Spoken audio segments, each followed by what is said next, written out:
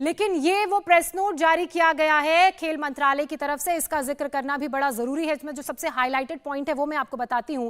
Wrestling federation of India की नई body पूरी तरह से पूर्व पदाधिकारियों के कंट्रोल में है। ये स्पोर्ट्स कोड का अपमान है, ये खेल मंत्रालय की तरफ से कहा गया। इसके अलावा लेटर में यह भी मेंशन किया गया कि फेडरेशन का जो कामकाज है वो पूर्व पदाधिकारियों के घरों से चल रहा है और अभी भी उन्हीं घरों से चल रहा है जहां शारीरिक उत्पीड़न, यौन उत्पीड़न के आरोप लगे हैं। और इन सभी बातों का जिक्र लेटर में किया गया। यह भी लिखा गया कि यही कारण है कि जहां महिला रेसलर्स ने यौन उत्पीड़न का आरोप लगाया था, यह मामला अभी भी कोर्ट में चल रहा है। यानी कि उस घर का जिक्र हो रहा है जिसके बारे में गौनिका भी बता रही थी, जो जंतर मंतर के करीब है। बृजभूषण शरण सिंह का वो घर बताया जा रहा है। जब बृजभूषण शरण सिंह पर, महिला रेसलर्स पर यौन उत्पीड़न के आरोप लगे थे तो उसी घर में उन्हें बुलाया गया था रेसलर्स को, और वहां उनके साथ इस तरह के कृत्य को अंजाम दिया गया था। अब फेडरेशन ने भी ये बात, जब फेडरेशन को सस्पेंड किया गया तो स्पोर्ट्स मिनिस्ट्री ने भी ये बात मानी कि उसी घर में जश्न मनाया गया, उसी घर में जो ये नए फैसले लिए गए जिसमें अंडर 15, अंडर 20 के नेशनल इवेंट्स गोंडा में कराने की बात कही गई, उसी घर में लिए गए। और ये भी बात मानी गई कि जिस तरह से ये पूरा कंट्रोल है वो पुराने अधिकारियों के पास ही है। गौनिका लगातार हमारे साथ बनी हुई है। गौनिका, उसी प्रेस नोट का मैं जिक्र कर रही हूं जो खेल मंत्रालय की तरफ से जारी किया गया है, और खेल मंत्रालय ने यह बात मानी है कि पुराने जो लोग हैं वो नई फेडरेशन को कंट्रोल कर रहे थे। उस घर में फैसले लिए जा रहे थे जहां महिला रेसलर्स ने यौन उत्पीड़न का आरोप लगाया।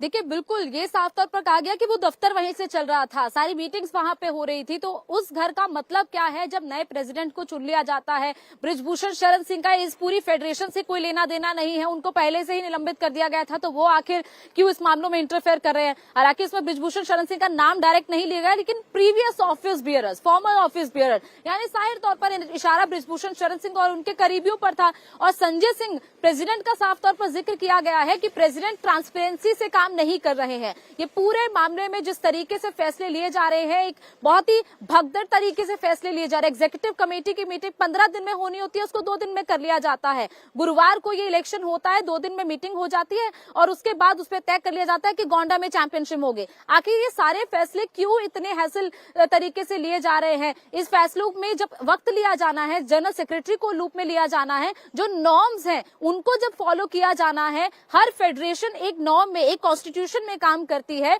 ऐसे में जब आप उनका उल्लंघन कर रहे हैं और प्रेसिडेंट खुद उनका उल्लंघन कर रहे हैं, तो जाहिर तौर पर फिर WFI कोई मतलब नहीं रह जाता है। तो हर कोई, जो भी जूनियर्स आ रहे हैं रेसलर्स, वो कैसे अपनी शिकायतें उनके पास लेकर जाएंगे? फेडरेशन से जुड़े ऐसे लोगों से सवाल पूछने भी बहुत जरूरी है, और वही काम शुरुआत से ही इंडिया टीवी ने किया। चाहे गौनिका आपके इंटरव्यू का जिक्र हो, या फिर जब बृजभूषण शरण सिंह कोर्ट में पेश होने के लिए जाते थे उस वक्त उनसे बाइट लेना हो, या स्टूडियो में जो इंटरव्यूज किए गए, हर बार इंडिया टीवी ने तीखे, कड़े और सच्चे सवाल पूछे, और उन सवालों का जब जवाब देते उनसे बना नहीं तो इंटरव्यू बीच में छोड़ के चले गए। और ये इंडिया टीवी की कोशिशें और इंडिया टीवी की पहल का नतीजा है गौनिका, कि आज ये मोदी सरकार की तरफ से, खेल मंत्रालय की तरफ से ये फैसला लिया गया कि WFI को सस्पेंड किया जाए। और ये इस बात को माना गया कि कितना इंटरफेरेंस पुराने ऑफिस बेयरर्स का है, और इसको मेंशन भी किया गया है उस लेटर में जो सामने आया है खेल मंत्रालय की तरफ से।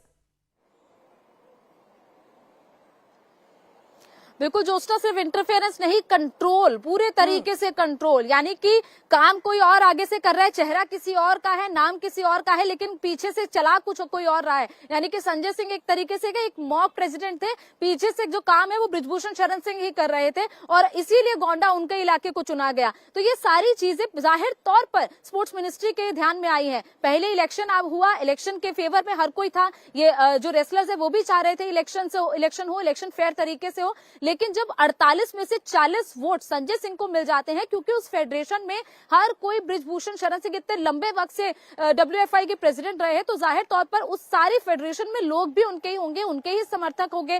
कई ऐसे लोग हैं जो शायद उनके खिलाफ बोल भी नहीं पाते होंगे, या कोई उनके ऐसे समर्थक होंगे जो बृजभूषण शरण सिंह के खिलाफ नहीं जा सकते। तो जाहिर तौर पर जब 48 में से 40 वोट उनको मिल जाते हैं, उनके ही एक करीबी को मिल जाते हैं, तो बृजभूषण शरण सिंह खुद इलेक्शन लड़े या ना लड़े, खुद प्रेसिडेंट बने या ना बने, इस जिससे ऐसा लग रहा था कि उनको कोई फर्क नहीं पड़ रहा था। वो सिर्फ उनको पता है कि चलानी WFI उन्हीं को है, पर्दे के पीछे से काम वही कर रहे थे। आगे चाहे संजय सिंह का नाम हो या बाकी जो नए इलेक्टेड वाइस प्रेसिडेंट या फिर जो भी ऑफिस बेरर्स चुने गए, लेकिन काम वो सारे पुराने ऑफिस बेरर्स ही करेंगे। इसीलिए बृजभूषण शरण सिंह उस वक्त पूरी तरह संतुष्ट थे। उनके चेहरे से भी ऐसा लग रहा था जैसे वही जीत गए हों। उनके चेहरे पर हाव भाव जीत के थे। संजय सिंह जीत की आप बात कर रही हैं, चेहरे और एक्सप्रेशंस की आप बात कर रही हैं। ये जब नतीजे सामने आए थे WFI के नए अध्यक्ष के चुनाव के, वो तस्वीरें हमारे दर्शक देख रहे हैं।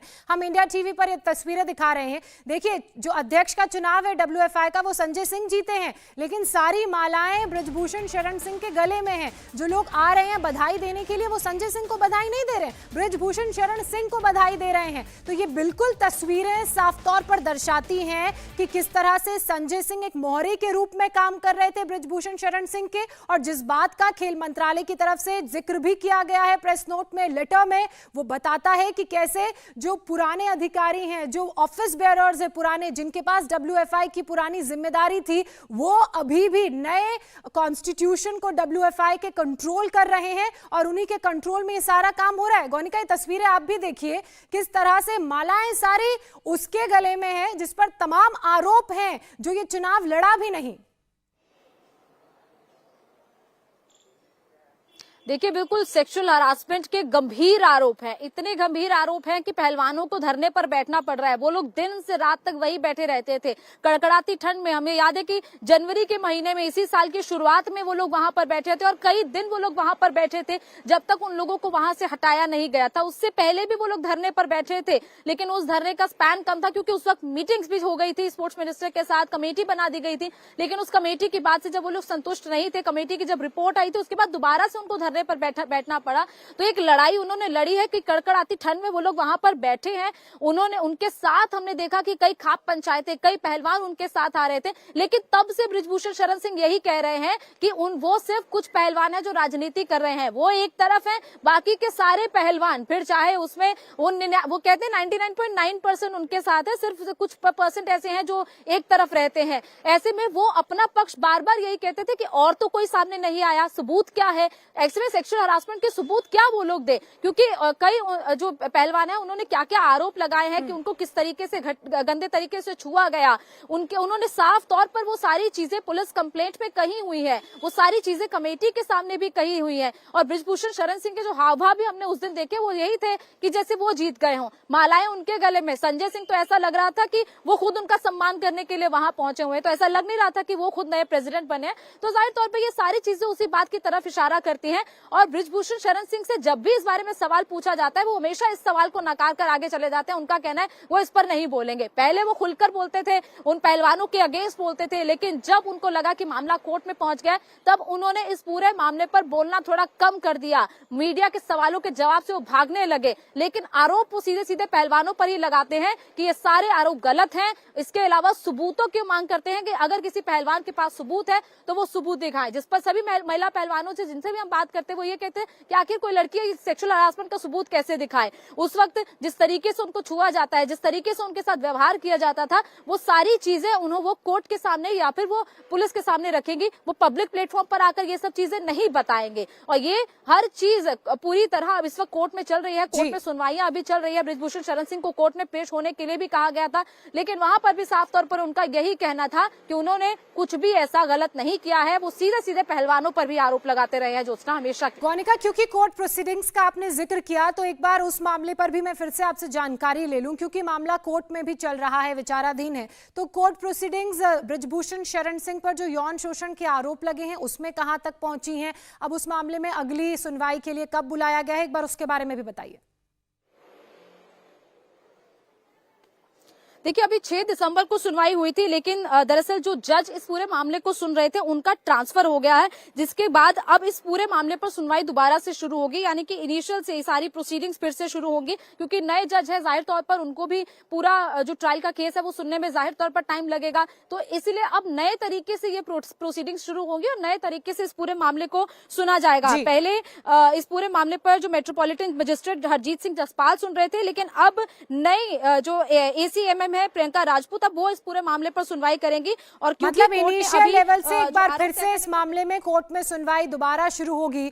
लेकिन इंडिया टीवी की खबर का बड़ा असर देखने को मिला है। डे 1 से ही इंडिया टीवी पहलवानों की इस खबर को पुरजोर तरीके से उठा रहा था, और जब बृजभूषण शरण सिंह का इंटरव्यू भी किया गया तो ऐसे तीखे और सच्चे सवाल पूछे गए जिसका वो सामना नहीं कर पाए, और आधे सवालों के जवाब देते ही बीच इंटरव्यू में उठ के चले गए, क्योंकि उन सवालों के जवाब उनसे देते बन नहीं रहे थे। और जब अध्यक्ष पद का चुनाव हुआ, WFI का नया अध्यक्ष चुना गया, तब भी इंडिया टीवी ने ही सबसे पहले अपने दर्शकों को बताया कि संजय सिंह बृजभूषण शरण सिंह का करीबी है, उनका राइट हैंड है। तो ऐसे में जो बदलाव की मांग खिलाड़ी लगातार कर रहे थे, रेसलर्स जो कर रहे थे, उसमें मुश्किलें जरूर आ सकती हैं। और आज उसी खबर का, उसी सच्चाई का असर देखने को मिला है। मोदी सरकार ने, खेल मंत्रालय ने बड़ा फैसला लेते हुए WFI को अगले आदेश तक के लिए सस्पेंड कर दिया है।